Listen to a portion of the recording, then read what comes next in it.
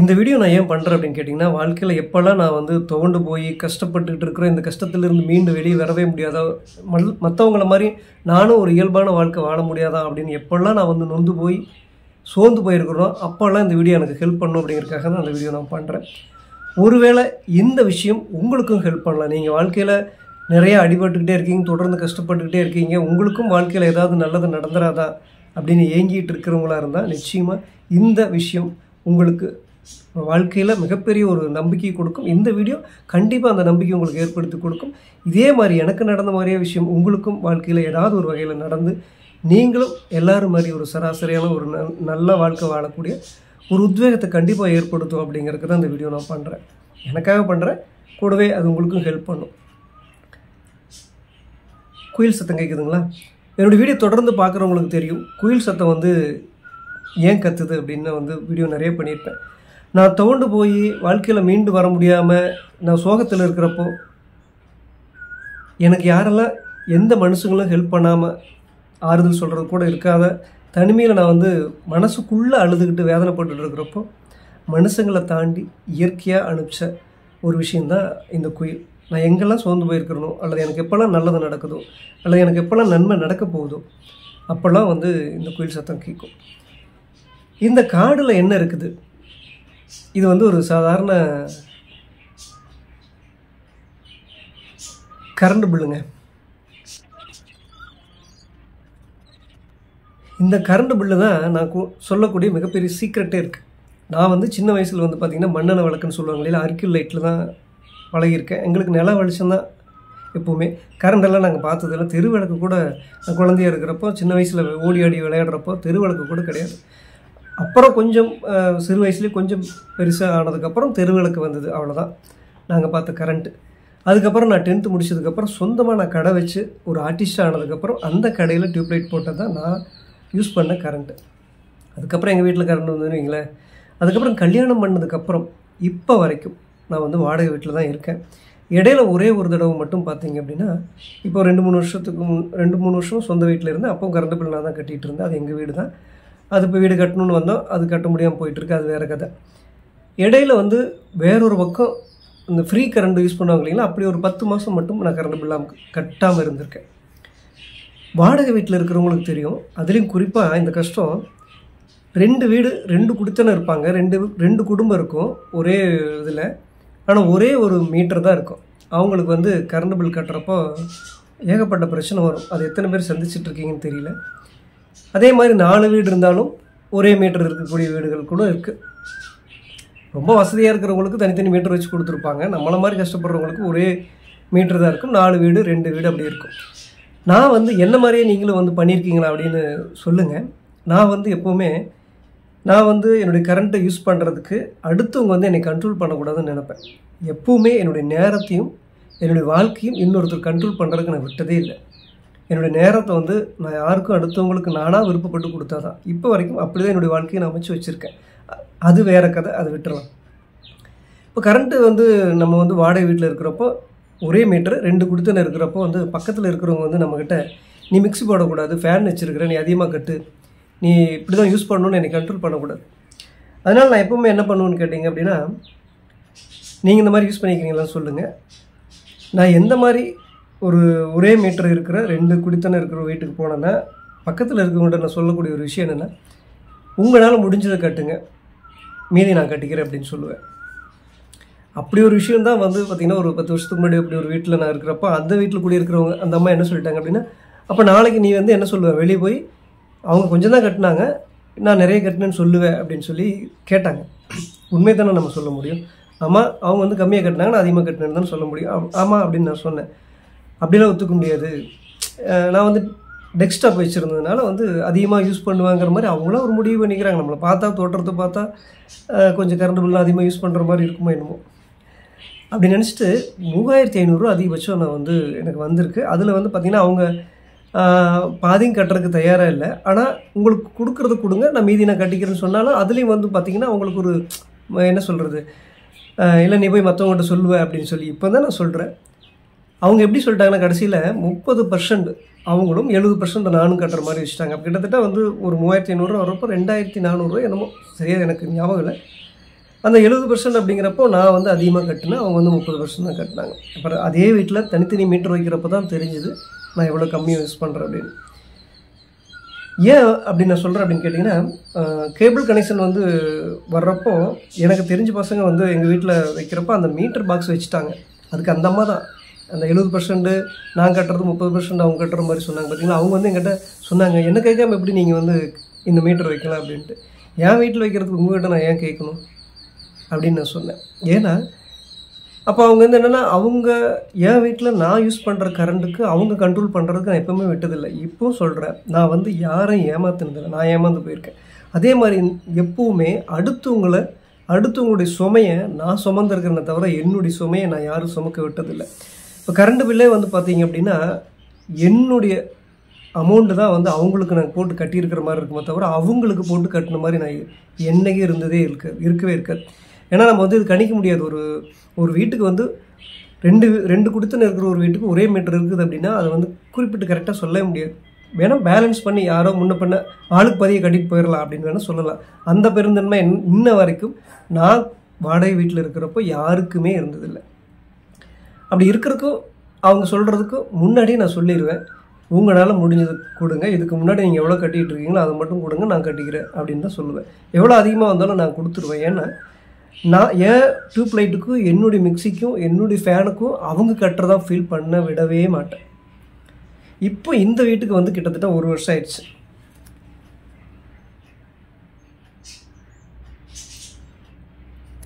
அவங்களுக்கு தெரியுதான்னு தெரியல, 12/7 இது 11/7 1 வருஷம் ஆயிடுச்சு.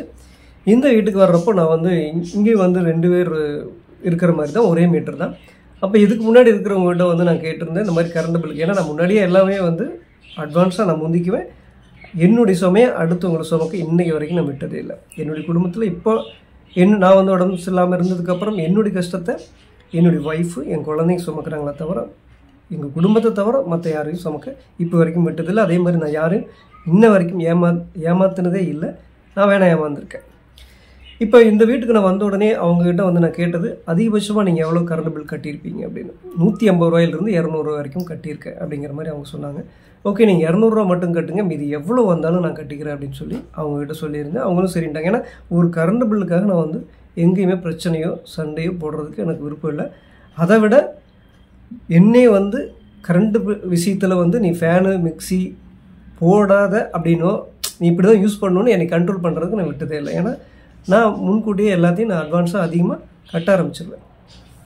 அப்போ வந்து இப்போ ஃபஸ்ட்டு பில்லு வந்து பார்த்தீங்கன்னா, இதில் உங்களுக்கு நான் சைடில் காட்டுறேன். 12ஆம் தேதி 7ஆம் மாதம் எடுக்கிறாங்க. 458 யூனிட் ஓடி இருக்குது. கிட்டத்தட்ட 1473 ரூபா. இதில் வந்து பார்த்தீங்க அப்படின்னா ஃபஸ்ட்டு தடவை அப்படிங்கிறனால அவங்க 200 ரூபாய் தாண்டி அவங்க ஒரு 400 ரூபாய் என்னமோ கொடுத்தாங்க, மீதி நான் போட்டுக்கிட்டேன். அடுத்தது வந்து பார்த்தீங்க அப்படின்னா 11ஆவது 9ஆம் மாதம் எடுக்கிறாங்க. 410 1155 ரூபா. அதில் வந்து 200 ரூபா அவங்க கொடுக்குறாங்க, மீதி நான் கட்டுறேன். அதுக்கப்புறம் பார்த்தீங்கன்னா 390 யூனிட்டு 1080 ரூபா வருது. அதில் 200 ரூபா அவங்க கொடுக்குறாங்க, மீதி நான் போட்டு கட்டுறேன். இப்படி தான் இருந்துச்சு. அதுக்கப்புறம் வந்து பார்த்தீங்கன்னா என்னுடைய டெஸ்க்டாப் வந்து ரிப்பேர் ஆயிடுச்சு. கிட்டத்தட்ட ஒரு 5-6 இப்போ ரொம்ப நாள் ஆயிடுச்சு. இப்போ டெஸ்க்டாப் ரிப்பேர் ஆனதுனால அவங்க என்ன சொல்லிட்டாங்க அப்படின்னா, ஆளுக்கு பதியாக கட்டிக்கலாம் அப்படின்ட்டு. இப்போ அவங்க வந்து காலி பண்ணி போய் இப்போ நான் மட்டும்தான் அந்த ஃபுல்லாகவே நான் இருக்கேன். அவங்க காலி பண்ணி போய் வந்து பார்த்திங்கன்னா ஒரு பில்லு வந்துருச்சு. அந்த பில்லு தான் இது. அதுக்கு முன்னாடி அவங்க ரீடிங் எடுக்கிறப்ப வந்து பார்த்திங்கன்னா அந்த கடைசியாக வந்து 10ஆம் தேதி அவங்க ரீடிங் எடுக்கிறாங்க அப்படின்னா அவங்க வந்து ஒரு 10 நாள் கிரிமிச்சு 12 நாள் கிரிமிச்சு தான் வீடு காலி பண்ணி போகிறாங்க.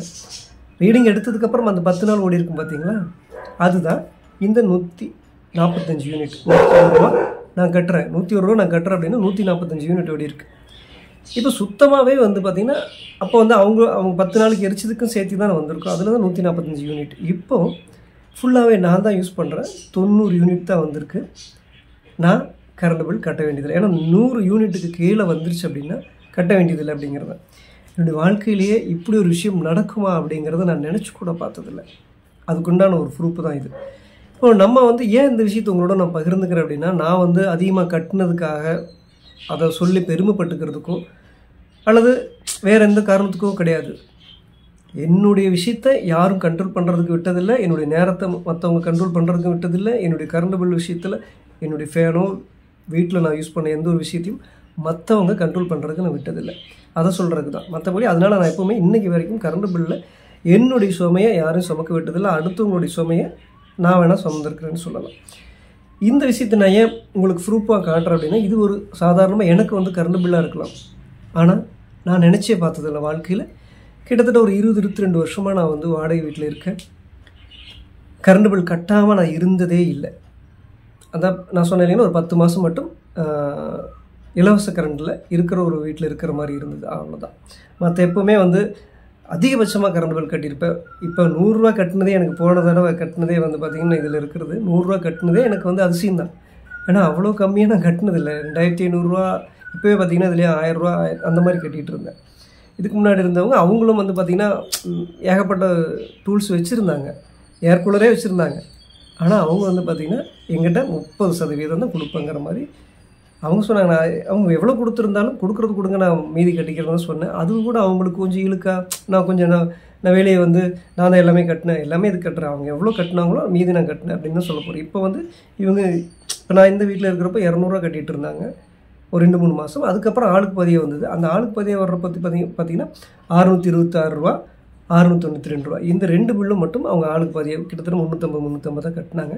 இந்த வீடு காலி பண்ணி போனதுக்கப்புறம் ஒரு 10 நாள் அவங்க எரிச்சிருந்துருப்பாங்க இல்லைங்களா, அந்த பில்லோட சேர்த்து தான் எனக்கு 145 யூனிட் வந்துச்சு. அது 101 ரூபா. 101 ரூபாயே எனக்கு வந்து என்னுடைய லைஃப்பில் மிகப்பெரிய ஒரு விஷயந்தான். ஆனால் இப்போ இந்த வீடியோ பண்ணுறதுக்கும் என்னுடைய லைஃப்பில் நான் எப்போல்லாம் சோர்ந்து போயிருந்தாலும் இல்லை ஏதாவது ஒரு அதிசயம் நடந்துடும், நமக்கு நல்லது நடந்துடும் அப்படிங்கிற ஒரு ப்ரூஃபாக ஒரு ஆதாரமாக காட்டுறது தான் இந்த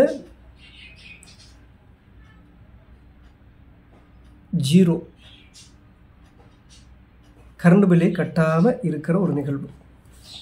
அப்போ நீங்களும் நினச்சி பாருங்கள், உங்கள் லைஃப்பில் யார் லைஃப்லையாக இருந்தாலும் சரி, ஒருவேளை கடவுள் நம்பிக்கை இருக்குது அப்படின்னா உங்களுக்கு வந்து காலமோ சூழ்நிலையோ அதை வச்சு நம்மளை சோதிப்பாருங்க, அல்லது அதில் தான் நம்மளை வந்து கஷ்டப்பட வைப்பாங்க.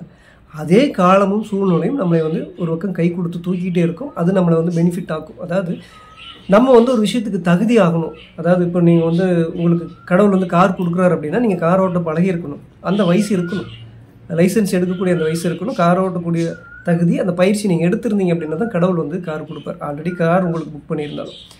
இது கூட ஒரு சிலர்லாம் இல்லை நான் வந்து கார் வாங்கிட்டு தான் ஓட்டி பழகணும்னு கூட சில பேர் சொல்லுவாங்க. ஆனால் இன்னும் எளிமையாக உங்களுக்கு புரியுற மாதிரி சொல்லணும்னா, நமக்கு வந்து கல்யாண வயசானதான் நமக்கு வந்து கல்யாணம் நடக்கும் இல்லையா, அந்த மாதிரி தான். நம்ம ஒரு ஆணாக பிறந்திருந்தால் பொண்ணு தான் கல்யாணம் பண்ணி வைப்பாங்க, ஒரு பொண்ணாக இருந்தால் பையனை தான் கல்யாணம் பண்ணி வைப்பாங்க. இந்த மாதிரி இயற்கையான ஒரு சில விஷயங்கள் நம்ம தகுதியாகும்போது தான் நடக்கும். அந்த மாதிரி நம்மளுடைய கஷ்ட நஷ்டங்கள் சூழ்நிலையிலிருந்து நம்மளை மீட்கக்கூடிய இந்த மாதிரி அதிசயங்கள் எப்பாவது நடக்கும்.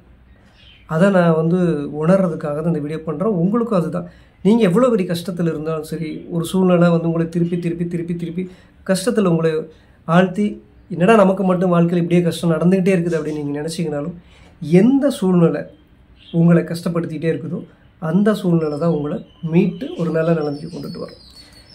எந்த கரண்ட் பில்லை வந்து நான் அதிகபட்சமாக கட்டியிருந்தனோ அதே கரண்ட் பில்லு 0 லெவலுக்கும் போயிருக்கு. இப்படி ஒரு அதிசயம் என்னோடய லைஃப்பில் நடக்குது அப்படின்னா, எனக்கே நடக்குது அப்படின்னா, என்னை விட நீங்கள் நல்லவங்களாக இருப்பீங்க, என்னை விட அறிவில் புத்திசாலித்தனமாக இருப்பீங்க, என்னை விட படித்தவங்களாக இருப்பீங்க. அப்போ உங்கள் வாழ்க்கையில் ஏன் நடக்காது? கண்டிப்பாக நடக்கும். என்னை பொறுத்த வரைக்கும் காலமும் சூழ்நிலையும் தாங்க கடவுள் அல்லது பேய் பிசாசு இப்படி வச்சுக்கோங்க. கடவுள் நம்பிக்கை இல்லாதவங்களுக்கு காலம் சூழ்நிலைன்னு வச்சுக்கோங்க. கடவுள் நம்பிக்கை இருக்கிறவங்களுக்கு நான் சொல்கிறேன், இந்த காலமும் சூழ்நிலை தான் தெய்வம் அல்லது பேய் பிசாசு.